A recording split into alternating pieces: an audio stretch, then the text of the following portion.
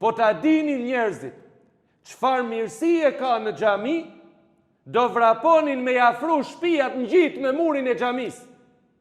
Pse o vëllezër? Kaq mirësi ka në xhami. Kaq mirësi ka në ata që falin namazin e shkojnë në xhami. A i keni pa njerëzit si thonë, a i shkon në xhami, a i nuk rren, a i shkon në xhami, a i nuk vjedh. Përveç nga ana fetare, por edhe të mirat në rrafshin sociale, në rrafshin kombëtare, në rrafshin ideore, në rrafshin shkencore, në rrafshin ekonomik, ja kem pa hajrin. Për një sala me një popull atje, kur pejgamberit sallallahu alaihi wasallam, ju ankuan edhe i thanë, i kem shtëpiat larg prej xhamis. Çka të bëjmë? A të afrojmë shtëpiat, thanë, ti lëmë ato e të ndërtojmë këtu afër xhamis, në mënyrë që ti falim namazet në xhami.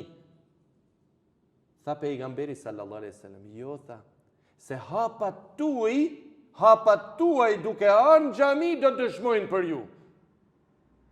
Hapat tuaj që do vinin nga atje, nga larg për tek xhamia, do dëshmojnë për ju. Prandaj, shpeshtoj e robi i Zotit ardhjen në xhami. Lidhe zemrën me xhamin, lidhe zemrën me shtëpiat e Allahut Azza wa Jall. 7 veta futen nën hijen e arshit të Allahut Azza wa Jall, ditën kur nuk ka hije tjetër përveç hijes tij. Dhe i numroi pejgamberi sallallahu alaihi wasallam.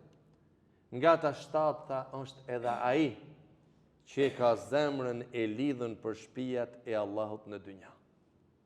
Dhe shpresojmë prej Allahu xhelle xhelalu që t'i bëj xhamiat tona vend ku ngritet emri i Allahut, ku shtohet leximi i Kur'anit, ku shtohet mësimi i shkencës, ku ngritet e përmendet Allahu Teala në mexhliset e dhikrit.